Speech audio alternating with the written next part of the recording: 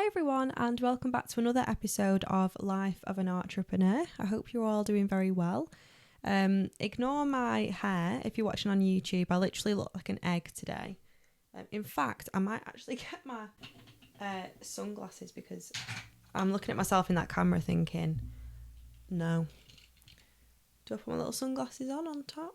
Just put my sunglasses on the top. That's better. Look less egg-like. So I'm actually recording this episode a week early because I'm going to Crete next week for a holiday, which I'm so excited for. Just to relax for a full week in the sun, which will be really, really nice. I've been to Crete before, but when I was really young, so I can't really remember it. But I feel like anywhere in Greece is just like paradise. So yeah, I'm looking forward to that. So I thought I'd record this a week early, schedule it so it's still going to be out next week when I'm in Crete. So you're not going to miss any episodes. I wonder how many episodes I can do without missing a week. I'm going to try and aim for like 50. I've recorded 5 so far. This one's going to be scheduled. All the others have been scheduled as well, but I've kind of recorded them pretty much the week of. So yeah, I wonder how many episodes I can do without missing a singular week. What do you reckon? And I think 50 is going to be the goal. That's the goal I'm going to set myself. But if I lose my voice, because it's sounding very croaky today, I don't know what's going on. Maybe if I lose my voice, then obviously I can't really podcast. That'll be my only excuse. But other than that, I'm going to try and reach at least 50 episodes before I give myself a break. But we'll see how we get on. I'm going to jinx it now, aren't I? Next week, I'm going to just have no voice.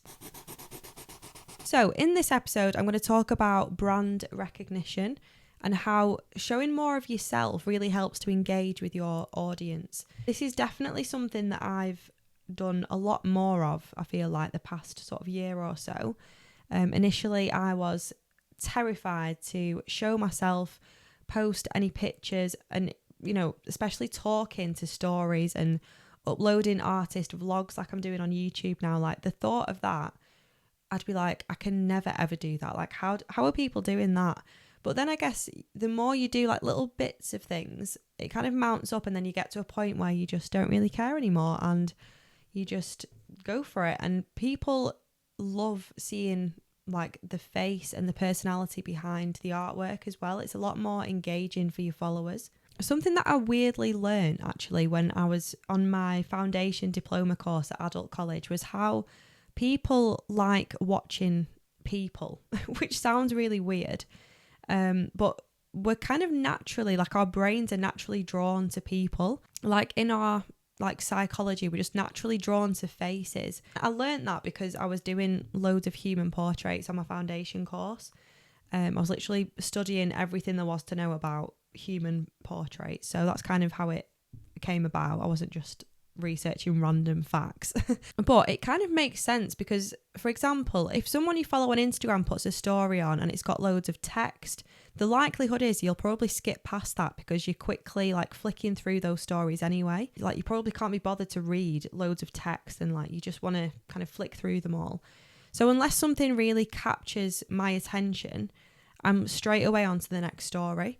Or even like I guess it's like TikTok, isn't it? Like, you've got such a quick attention span that if something doesn't capture your attention straight away, you just straight onto the next thing. You just swipe up, swipe across. And unfortunately, that's kind of how it is because everything now is pretty much short form videos, unless it's YouTube. But like TikTok and Instagram is very much short form videos. So you need to capture someone's attention straight away. So on the flip side of that, if someone you follow put a story on where they're speaking into the camera, they're like showing their face, it feels much more personal and it's much more engaging. So you'll probably watch it and actually listen to what they're saying without skipping onto the next story. It's actually mad that, isn't it, that attention spans are so low these days that you need to capture someone's attention in like the first 2 seconds or they're gone, literally. Another example of people like naturally liking faces and watching other people, whether you're aware of it or not, is when you go on holiday, you kind of people watch, don't you, around the pool. This is what I'll be doing in Crete. I'll be sat there with these shades on my eyes, just like watching people. I love doing that. It's really entertaining.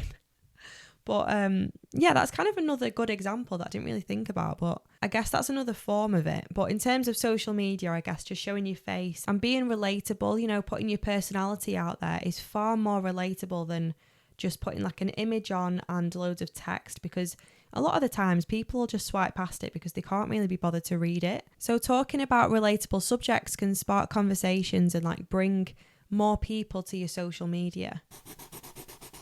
In terms of like increasing your followers as well, people will be more likely to follow your account if they know like who they're following, not just the artwork. So push yourself out of your comfort zone. And if growing your following is something that you do struggle with, it will really, really build up your confidence, you know, doing that and just pushing yourself to talk on stories or just showing a bit more of yourself in your studio. That's how I started, really. I didn't just go straight into an artist vlog. I like recorded me working in my studio, different angles, and slowly start to come out of my shell a little bit more in terms of showing myself online. Like, even ask yourself, what do you engage with the most on social media? What catches your attention the most? And what type of content keeps you watching? As much as we love like seeing other people's work and like watching their development in terms of like their artwork or the latest drawing, like I love seeing stuff like that, but I also love seeing the face and the personality behind that as well. I just think that's so much more engaging if you're following someone. So you should definitely do the same for your audience if you're not doing already. Take this as a bit of a push, a bit of a confidence boost, and just go for it, because at the end of the day, no one really cares. We're all here to support each other. I think you'll do it the first time and you'll get so much encouragement and positivity that you'll just feel confident to do it again, and then the more you do it, the easier it becomes. But yeah, being able to see the face and the personality behind someone's brand creates a true, real connection, like even over the internet, because we still like chat to people, you still message people all the time in your community, like your followers, other artists and everything, but until you put yourself out there, it's harder to be relatable to people, if that makes sense. Social media though, like in general, like goodness me, it's changing all the time. It's like never ending, forever changing. It's a complete like minefield, and it's the same with every social media platform as well, and it's difficult to kind of juggle them all, like YouTube, Instagram, Facebook, TikTok, Patreon. But I suppose Patreon isn't really social media, it's more of like a teaching platform. And then podcasts, kind of the same thing. But then at the end of the day, they all sort of link together. So someone that's found you on one platform might then go and follow you on the others.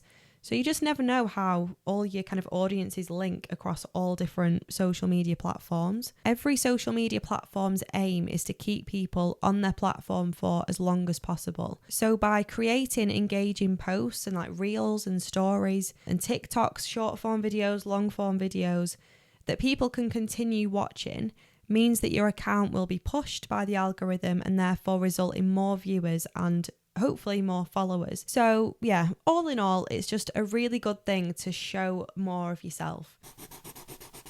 In terms of like commissions and originals and prints, clients buy into you as the artist as much as the artwork itself. So again, that's why it's just so important to really show yourself on social media. People will immediately feel like they know you and your personality, and I guess it is like such an amazing thing to be able to like engage with your audience on a personal level. Even with me, like on Patreon, for example, if people like me from watching my artist vlogs or watching tutorials and they like the way that I teach, like on YouTube, or even listening to this podcast, they might even just like the sound of my voice, even though it is a bit croaky today, so maybe not. It just might sway them to join me on Patreon for even more tutorials and content, and they might just feel like they want to learn more from me and get that extra content. They might like me as a person, they might like my personality, how I teach, how I edit my videos, just the whole thing really, it just all connects. If you're an artist, then your audience on social media will probably be a mixture of other artists and potential clients or past clients. So you do want to be relatable but also professional. I think just be yourself, be professional but just be yourself. I think when you get someone who reaches out to you who's interested in a commission or buying an original, you know, those first impressions can really build like genuine trust and reflect who you are and create that sort of brand recognition and that whole entire brand basically around you as an artist. So if someone has bought a commission from you, for example, or they've bought an original work and they love your packaging, they love how you've spoken to them right from the start, they love watching your videos on social media, like the likelihood is they might return in the future and buy another commission or buy another original work or a print. So again, everything just connects. But saying that, they probably are more likely to remember the face behind the work if you are one of them artists who shows themselves quite a lot. So I hope this episode gives you a little confidence boost really in, showing more of yourself on social media. I wonder how many times I've said that in this episode. I am going off these notes, but I'm thinking I've said that about 50 times now. But I'm just drilling it into you so you actually do it. But yeah, showing yourself more on social media and creating a brand around your work that people can remember and relate to, even if it is just like an Instagram post dedicated to you as the artist, just a picture of you working in your studio and saying like, hello to any new followers, I'm Becca. I'm a professional pet portrait and wildlife artist. I do this, that and the other. I'm in this area. Here's my studio. Here's some of my work.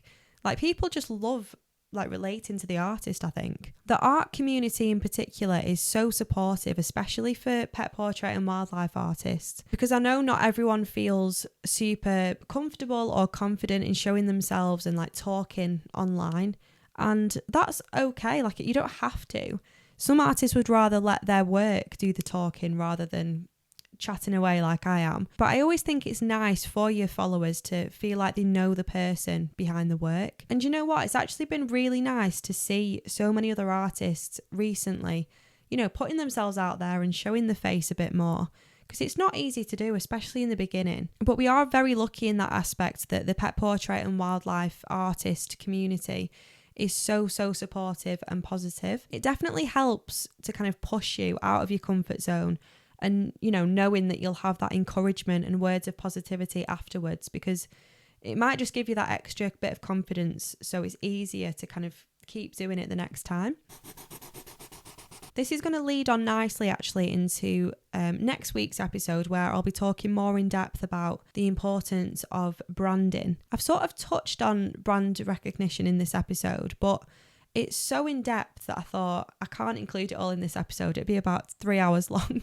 So I kind of split it into two. This is more about engagement and being relatable and showing more of yourself. And next week's episode is going to be more about branding and showing more of your values and what you stand for. And again, you as the artist, your packaging, everything basically relates to branding. So I want to talk about that more next week. So I thought I'd leave this here for today's episode before I lose my voice. It's really croaky. It hurts now. I've been talking for a while. I hope, that's given you a confidence boost and a bit of a push to show yourself on stories, because once you've done it the first time, you'll realise it's not actually that scary. It's fine. One thing that really put me off at the start when I started uploading artist vlogs or talking on my stories was what my friends would think, which is so stupid. But even people from school that I've not seen for a million years, I thought, oh my God, if I start posting loads of talking videos, what are they going to think and all this? But they don't really care. At the end of the day, they don't care. And if they do care and they do say something, it's probably because they're too scared to do it themselves, and they're looking at you actually putting yourself out there and doing something, doing something positive, doing something with a business and growing something, and they're probably not, and that's why they're commenting. But yeah, just thought I'd mention that as well at the end, because that's another thing that I forgot to say. But I think it is easier actually to put yourself out there to people that you don't necessarily know on a personal level, because your friends really know you. So when they see you online being all professional, they can definitely bring you back down to earth a little bit, which is funny.